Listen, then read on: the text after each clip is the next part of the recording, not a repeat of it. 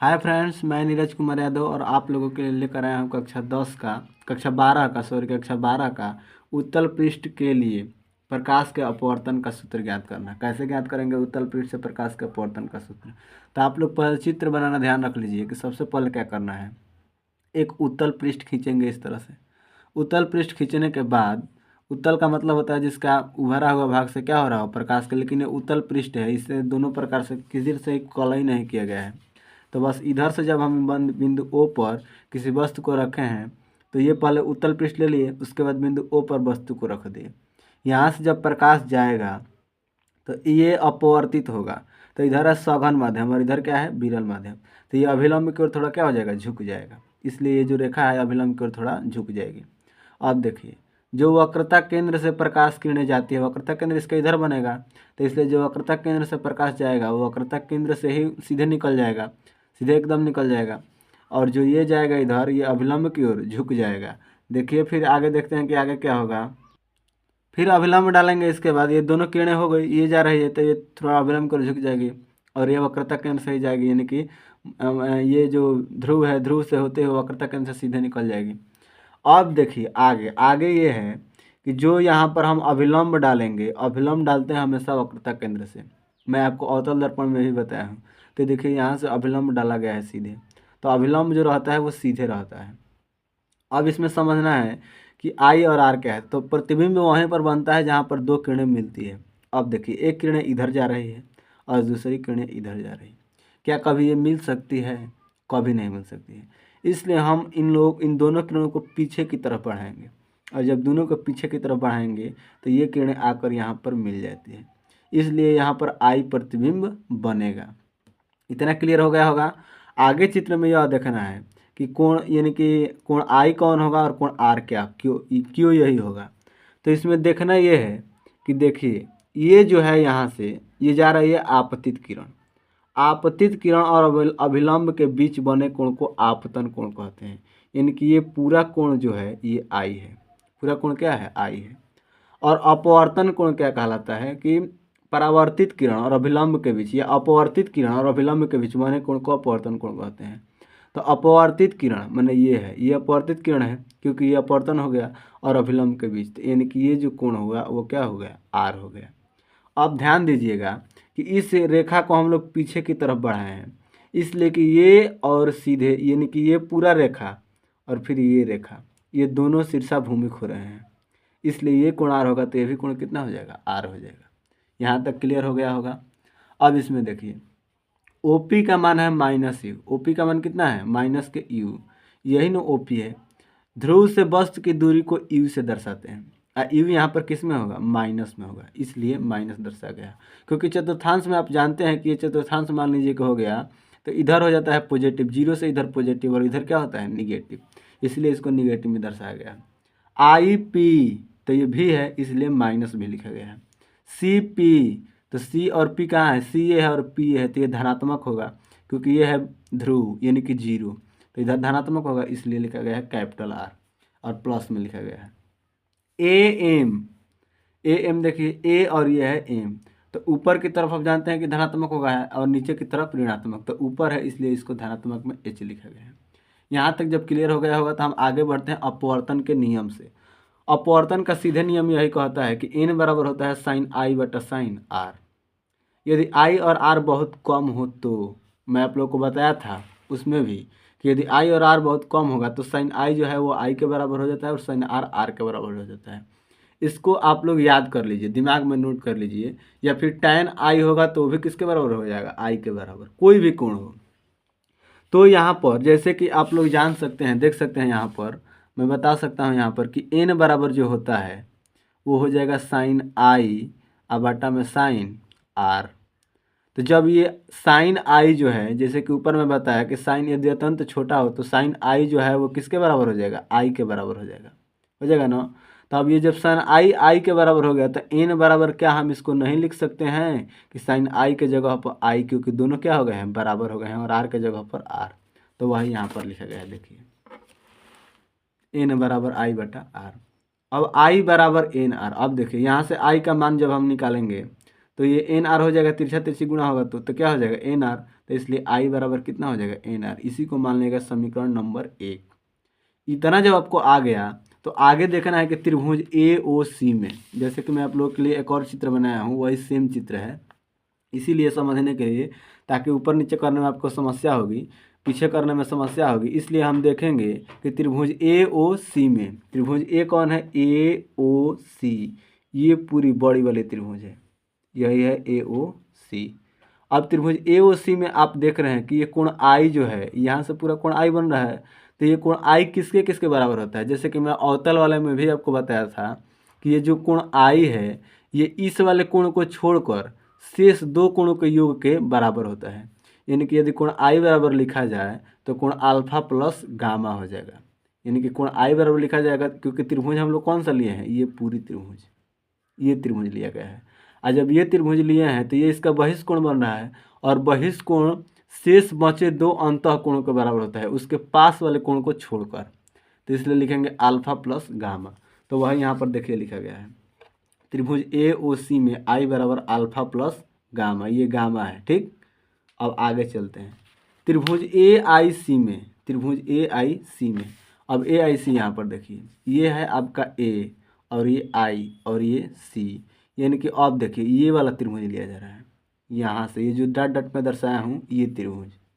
और जब ये त्रिभुज लिया जाएगा तो इसके बहिष्कोण में क्या है, कोण आर है, इसके बाहर कोण क्या है, आर है, तो ये जो पूरा कोण है इसको छोड़ देंगे और शेष बचे दो कोणों के योग के बराबर होगा, यानी कि beta plus gamma, beta plus gamma. इसलिए यहाँ पर लिखा गया है, देखिए इसलिए यहाँ पर लिखा गया है कि आर बराबर बीटा प्लस गामा, समीकरण नंबर 3।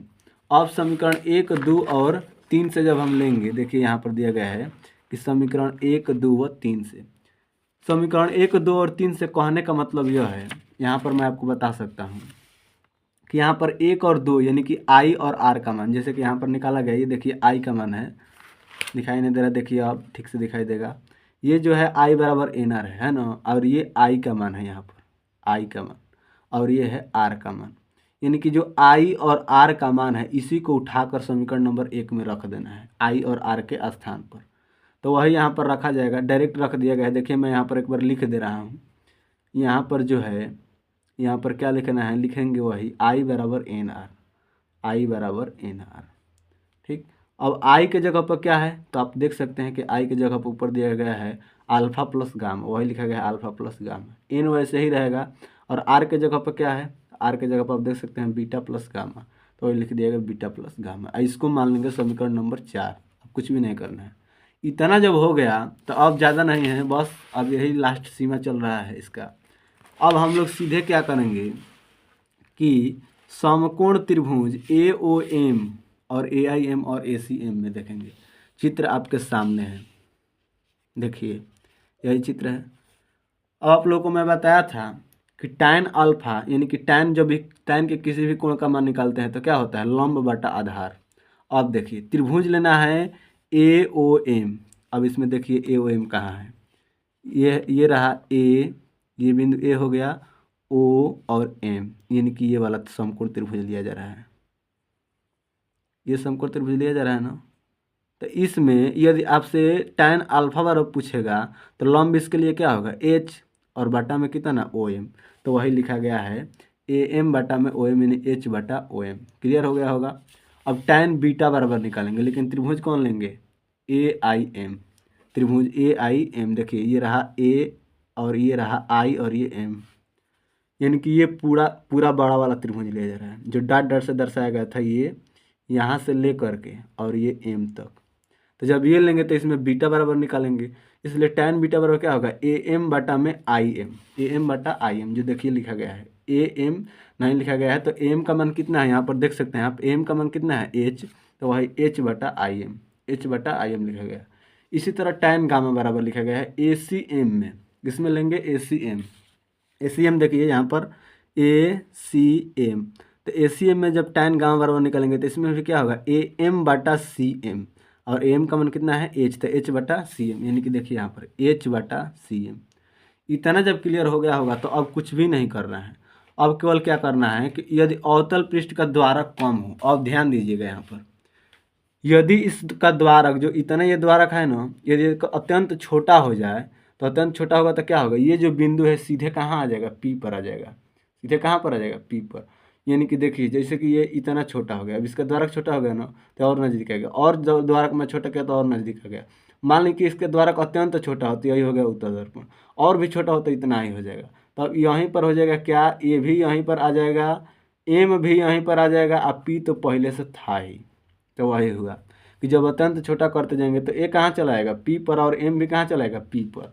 और ध्यान दीजिएगा यहाँ पर कि यदि ए चलाया पी पर और एम भी चलाएगा कहाँ पर, पी पर, तो यहाँ पर जो पूछा जा रहा है क्वेश्चन, सी एम बराबर क्या होगा, यदि छोटा हो जाए तो सी एम बराबर क्या होगा। तो जब एम कहाँ चलाया, पी पर, क्योंकि छोटा हो गया, तो सी एम बराबर सी पी नहीं हो जाएगा, सी एम बराबर सी पी, क्योंकि दोनों एक ही पर हो जाएगा, इसलिए लिखा गया सी एम बराबर सी पी। आगे देखिए, आई एम बराबर आई पी, आई एम, ये है आई और ये है एम, तो आई एम। अब बताइए कि एम यदि अत्यंत इसका द्वारा छोटा हो जाए तो मैं जैसे कि मैं दिखाया कि एक ही पर तीन हो जाएंगे, तो एम कहाँ चलाएगा, पी पर, इसलिए आई एम बराबर क्या हो जाएगा, आई पी। आई एम बराबर आई पी। एगो और यह है ओ एम बराबर ओ पी, ओ एम बराबर ओ पी, इसको भी देख लेते हैं। ओ एम, अब देखिए ये मैं बताया कि एम कहाँ चला है, पी पर, तो एम बराबर क्या हो जाएगा, ओ पी, तो वही लिखा गया है ओ एम बराबर ओ पी। क्लियर। अब कुछ भी नहीं समझना है, थोड़ा सा और समझना है। तो मैं पहले से ही बताया ही था इसमें कि यदि यदि आपको अल्फ़ा बीटा और गामा बहुत छोटा हो जाए तो tan अल्फ़ा अल्फ़ा के बराबर हो जाएगा, जैसे कि साइन आई आई के बराबर होगा, वैसे ही तो अल्फ़ा बराबर क्या हो जाएगा, एच बटा ओ पी। मैं हम लोगों ने ऊपर निकाला था, tan अल्फ़ा बराबर निकाला था ना, तो tan अल्फ़ा किसके बराबर हो जाएगा, अल्फ़ा के बराबर, इसलिए अल्फ़ा बराबर एच बटा ओ पी, अब बीटा बराबर एच बटा आई पी। ये आप लोग यहाँ पर ऊपर देख भी सकते हैं कि tan अल्फ़ा बराबर एच बटा ओ एम निकाला गया था, और ओ एम किसके बराबर हो गया, जैसे कि यहाँ पर देख सकते हैं ओ एम किसके बराबर, ओ पी के बराबर, इसीलिए यहाँ पर अल्फ़ा जो है tan अल्फ़ा अल्फ़ा के बराबर होगा। तो tan अल्फ़ा के जगह पर, जैसे कि यहाँ पर अल्फ़ा है, tan अल्फ़ा के जगह पर हम यदि अल्फ़ा लिखें तो एच बटा ओ एम के जगह पर ओ पी लिखें तो कितना हो जाएगा, यहाँ पर लिख सकते हैं हम लोग कि अल्फ़ा बराबर एच बटा ओ पी, तो वही लिखा गया है, देखिए वही लिखा गया है अल्फ़ा बराबर एच बटा ओ पी। उसी तरह से सेम बीटा बराबर, बीटा का मान उठा कर रख दिया गया है एच बटा आई पी, जैसे कि ऊपर देख सकते हैं tan बीटा बराबर कितना है, एच बटा आई एम, और आई एम के जगह पर कितना लिखना है, आई पी लिखना है ना, तो इसीलिए लिखा गया बीटा बराबर एच बटा आई पी। वैसे ही एच बटा ओ पी वाला भी।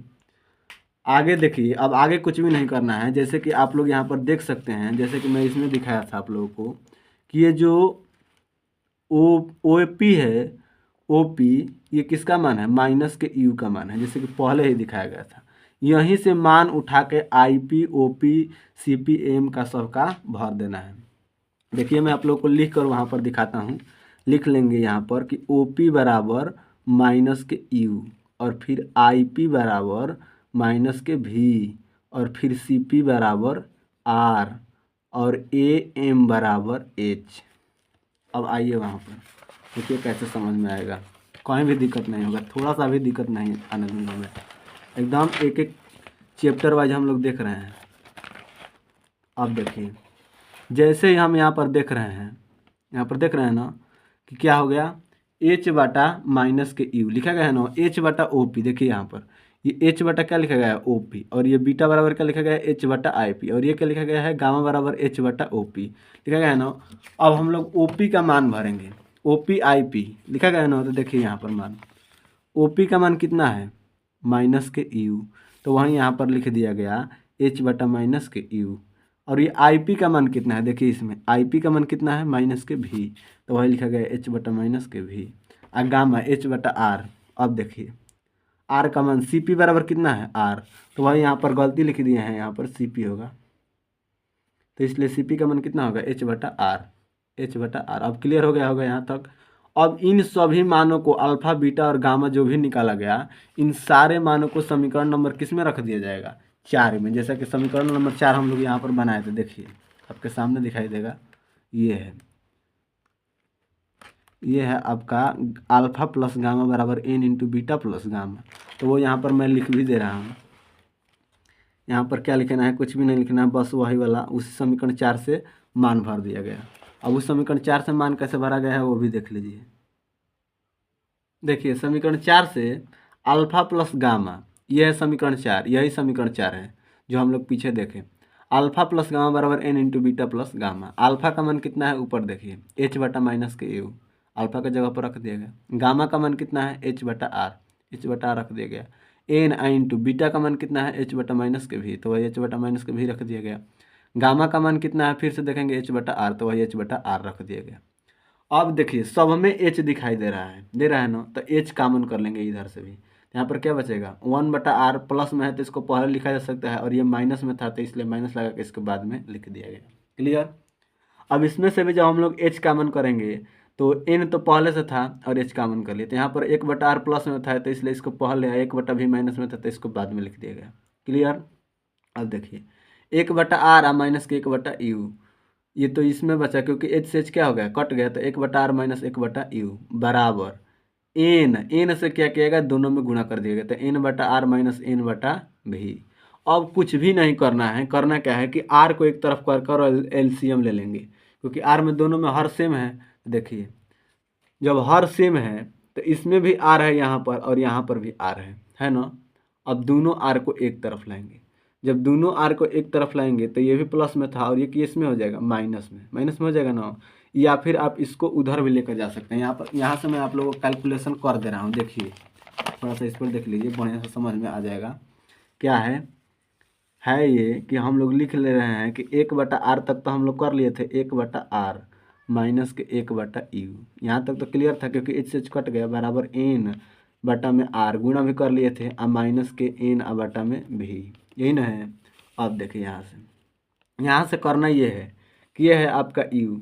अब r को एक तरफ कीजिए, r को एक तरफ, ठीक। जैसे कि यहाँ पर सिद्ध करना है हम लोगों को n-1, इसलिए 1 तो माइनस में होगा, तो माइनस में करने के लिए ये तो इधर प्लस में है तो उधर जाएगा तो माइनस में, और n/v को इधर ला लेंगे तो कितना हो जाएगा n/v हो गया, और बराबर यहाँ पर क्या हो जाएगा n/r और माइनस के 1/r, और ये n/v पहले से था, आई 1/u तो पहले ही से न था, तो इसलिए माइनस के 1/u रखेंगे।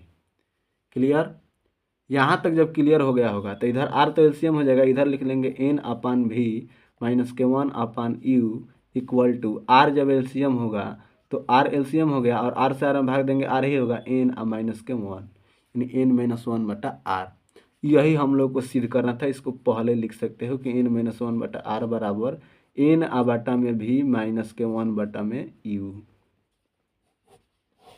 आप देख सकते हैं यहाँ पर कि n-1/r बराबर 1/u माइनस n/v। क्लियर। यही हम लोग को सिद्ध करना था। यहाँ पर भी कुछ भी नहीं करना है, केवल दिक्कत में ये थोड़ा है यहाँ पर कि आप लोग को समझना है, जैसे कि यहाँ पर डायरेक्ट कर दिया गया है, जो r है ना, यहाँ पर देखिए ये इंटू नहीं है, माइनस में था, 1/r इसको उधर ले गया गया तो n/r, ये n/v प्लस में हो जाएगा, n/v किस में हो जाएगा प्लस में, इसलिए इसको ऐसा किया गया है। समझ लीजिएगा। यहाँ थोड़ा यहाँ पर गलत हो गया है, थोड़ा सा यहाँ पर ये गलत हो गया है। देखिए यहाँ पर जो मैं किया हूँ यहाँ से उतार लीजिएगा, ये ठीक है। वहाँ पर थोड़ा सा ये मिस्टेक हो गया है कि जो यहाँ पर जैसे कि लाया गया, आप लोग ध्यान दिए होंगे, तो n/r था इधर, इसको उधर ले जाएंगे तो ये हो जाएगा माइनस में, तो ठीक है यहाँ पर उसको इधर लिखा गया है माइनस में। लेकिन ये 1/u तो इधर है, तो 1/u तो हमेशा माइनस में रहेगा, क्योंकि n/v को किस में कर दिया हम लोग इधर लाए तो प्लस में हो जाएगा, तो 1/u तो माइनस में ही रहेगा, लेकिन यहाँ पर 1/u को किस में कर दिया गया प्लस में कर देगा, इसलिए यहाँ से गलत था, इसमें देख लीजिएगा। ये देखिए जैसे ही यहाँ पर ऊपर लिखा गया समीकरण 4, मैं एक एक को मान रख दिया हूँ, मान नहीं रखा हूँ, मान ये यहाँ से है, ध्यान दीजिएगा। एच जहाँ से कटा दिया गया तहाँ से इसमें किया गया है, यानी कि यहाँ तक, यहाँ एच कट गया ना, अब यहाँ से मिला लीजिएगा। इसमें यहाँ से मिलाना है ये कि 1/r माइनस 1/u बराबर nr माइनस n/v। कैसे मैं बता ही रहा हूँ कि 1/r वैसे ही लिख दिया गया, 1/u वैसे ही लिख दिया गया। उसके बाद इसमें n से गुणा करेंगे n/r, माइनस के n से फिर गुणा करेंगे माइनस के n/v हो जाएगा। अब आगे देखिए, आगे कैलकुलेशन में इसमें एकदम ठीक से किया गया है कि किया गया है कि जो n/v है उसको इधर लाया गया, तो n/v को मैं इधर ला दिया, 1/u पहले से था तो माइनस में रख दिया गया, n/r इधर है, अब 1/r इधर प्लस में था तो इधर आएगा तो माइनस में हो जाएगा, इसलिए ऐसे किया जाएगा। ठीक। अब देखिए यहाँ पर, अब यहाँ पर करना कुछ नहीं है, एलसीएम हम लोग लिए r तो n-1 हो जाएगा, और इधर n/v माइनस 1/u। अब वही लिख दिया गया n-1/r बराबर n/v माइनस 1/u। बस यही आपका सॉल्व हो गया। Thank you. जय हिंद।